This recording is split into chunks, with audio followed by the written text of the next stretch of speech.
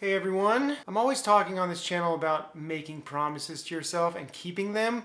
Well, this last week I broke a promise to myself, and I'm gonna tell you about that in this video, how I feel about it and how it relates to why I am not really into counting my sober days, or more precisely, why I don't invest too much of my motivation for staying clean into how long it's been since I last used. But real quick, if you're new here, I'm Brian. I was a trauma ICU RN and then I became a full-time heroin and meth addict. I was arrested for selling drugs. I'm serving out a 3 to 10 year prison sentence now on house arrest. This channel is just a way for me to talk about my experiences after having lived an addicted life, what I've learned, and how I'm rebuilding my life from scratch going forward. So welcome. I've adopted this practice of making promises to myself and then keeping them. If you've been following this channel, you've probably heard me talk about this before. Basically, my idea on this is that I've spent most of my adult life addicted to substances and many other things. And now that I'm working to improve my life, make better habits, make a better lifestyle for myself, one of the most important things that I can get good at is keeping promises to myself, right? We all want to do certain things, we want to achieve certain things, and if we could only trust ourselves to follow through with the things that we want for ourselves, then we'd be golden. So over the past few months, I've been doing this with little things. I'll make little promises to myself and then keep them and then focus on the keeping of the promise more than what the thing is that I'm promising myself, as a way of just building trust with myself after having spent so much time having no trust with myself. I'm just trying to rebuild that, as, you know, just flex that muscle and build that strength. And so far, so good. I've been able to make commitments to myself regarding my eating habits, regarding my screen time, regarding my exercise routine, stuff like that. And it's been remarkably successful until this last week. As you may or may not know, I had recently made this 90-day commitment to following my diet and doing a few other things. Well, this last week, on the 4th of July, actually, I broke this promise to myself and ended up eating some food with some people that were here. And that was actually the first time that I broke a promise that I made to myself since I started doing this practice. My initial reaction to this after it happened was, oh my God, I'm a hypocrite. I'm a failure. I've completely destroyed my trust with myself now. I can't trust myself anymore. What does this mean? What does it mean if I can't trust myself? I'm back to square one. I'm at zero. I've lost all my progress. But then I had to stop and remind myself what I already knew in the back of my mind, that, you know, Brian, isn't it a little unrealistic for you to expect that something like this would never happen because you are in fact a human being? I had to remind myself that as a human being, especially one that's trying to find higher standards of wellness and self-improve, it is practically inevitable that as I set these higher goals for myself and I shoot for them, sometimes I'm gonna slip. Sometimes it's not gonna be as smooth and perfect as I would hope it would be in my wildest imagination. And that goes for everybody, right? You know, slip-ups and setbacks and mistakes are just kind of part of the human deal, especially when we're striving for betterment, you know? Betterment, is that a word? Betterment, yeah, it's totally the right word. So once I kind of took a step back and acknowledged the reality of my own human imperfection, I realized that my initial reaction to beat myself up about it and call myself a failure and drown my psyche in self-doubt is actually a pretty insane thing to do. It's not really a reasonable reaction to a mistake when mistakes are inevitable. It's okay that we're human. It's okay that things aren't always going to go perfectly the way we planned it in our mind. The other thing I realized that just isn't true is this idea that I've lost all of my progress. This idea that even though I've succeeded at doing all these things that I've wanted to do for months, this one action that wasn't perfectly aligned with my intentions resets me back to where I was before I even started to build trust with myself. I mean, that's simply not true. I have months and months and months of committing to these promises, committing to my diet, committing to whatever it is, months and months and months and months of this, and succeeding months and months and months. At every moment, I'm succeeding, until now there is the mistake. So now when I think of this, it's like the mistake shouldn't be a reason to despair.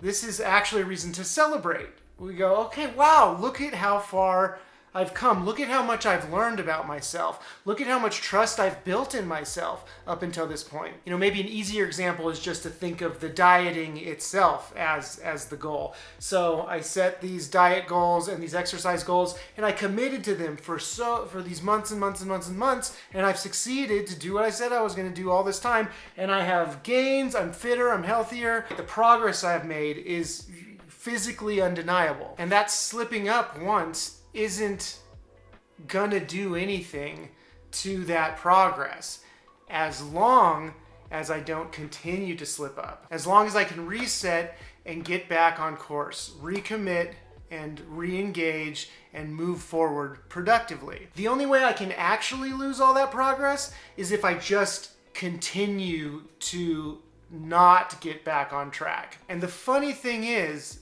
that having the mentality, that initial reaction that I had of just self-doubt and self-condemnation and feeling like a failure and feeling like I had to reset back to ground zero, all of those feelings really make me feel like, well, since I'm at zero, I might as well just, who cares now? I'll restart later. I'm already here at zero. Let me just carry on, wallowing in this failure. But that is actually the only way to actually lose the progress that you've made. So I'm choosing to have the more realistic mentality of reset right now, realize nothing's been lost, a slip-up's been made, that's okay. We're gonna just recommit and move forward. All that progress, we still have it, and we're gonna continue to build on it. No problem. This whole incident reminded me of why I'm not really into keeping track of how many days it's been since I've been, off of my problem drugs or off of drugs generally. Now, before I move forward with this, I just wanna make sure that everybody knows that I am certainly not trying to say what is right and what is wrong here. All I'm saying is that this is what I do in my own experience, and it's what works for me. I think whatever works for anybody else is just as valid and is great for them.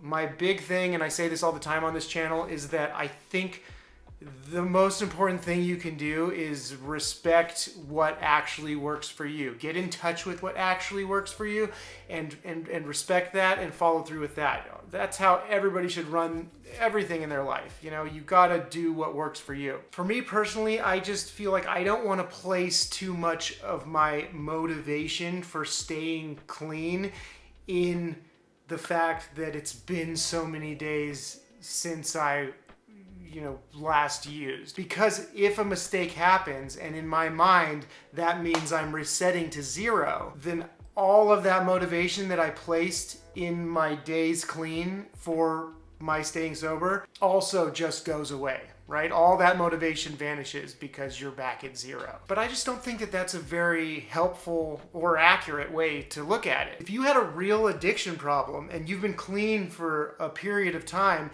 and then you have a slip up, that doesn't reset you back to where you were when you first started getting away from that serious problem. Like, let's say you were a serious alcoholic and your life was falling apart and you were about to lose everything and lose your life even. And then you stopped using alcohol and you were sober for a period of time, let's say, 552 days, right? You're 552 days clean. And then you're at some backyard barbecue and you have an IPA. Let's say you even have 6 IPAs. Let's say you get totally hammered even. When you wake up that next day, even if you're hungover or whatever, you are definitely not yet back at the place you were when you got off initially, when your life was falling apart. You maybe had a slip up, but if you can stop right there, you don't lose any of that progress, man. You can stop and reset and re-engage and be like, okay, mistake happened, whatever, let's move forward.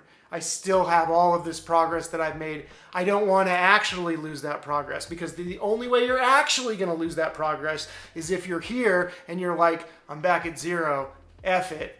I'm just going to go on a bender.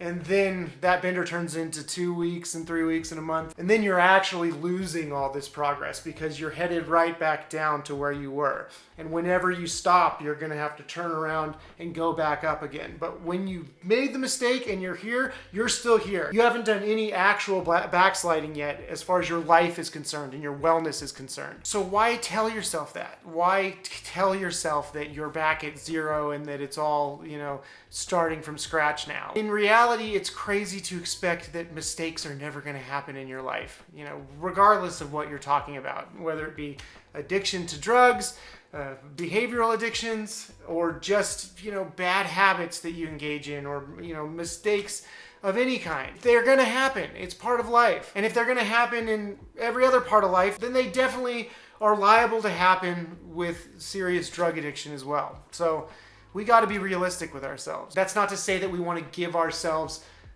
permission to mess up. That's totally not what I'm saying at all.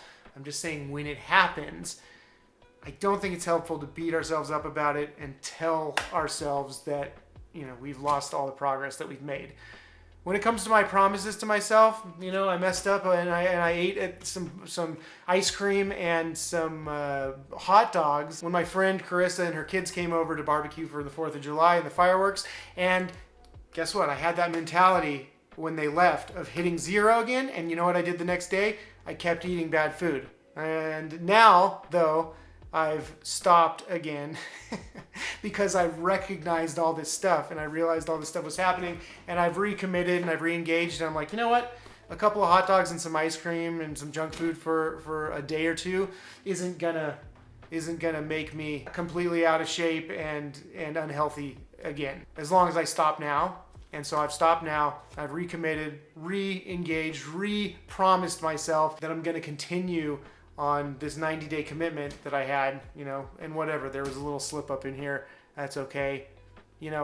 As far as the whole 90 days goes, that slip up isn't gonna change the results as long as I stay committed for all the rest of the days around it. So that's what happened, and that's where I'm at, and those are my thoughts for the week. Oh my God, I'm sweating, it's so hot in here. The song of the week is Forever by HAIM, I think that's how you say it, H-A-I-M. This is another one from Becca. She's on fire with these. This song is great. It's awesome. It's got that little, Michael Jackson sort of do, like you want to be starting something, a little guitar riff almost kind of vibe thing going on. I love it. I'm super into it. I can't wait to explore more of this band. To see what else they have to offer, because I haven't listened much to anything else. But that's the song that's been in my headphones the most this week. So check it out, and I will see you on the next one. Oh my God, I can't wait to turn the air conditioning back on right now that I'm done filming. All right, I'll see you next week.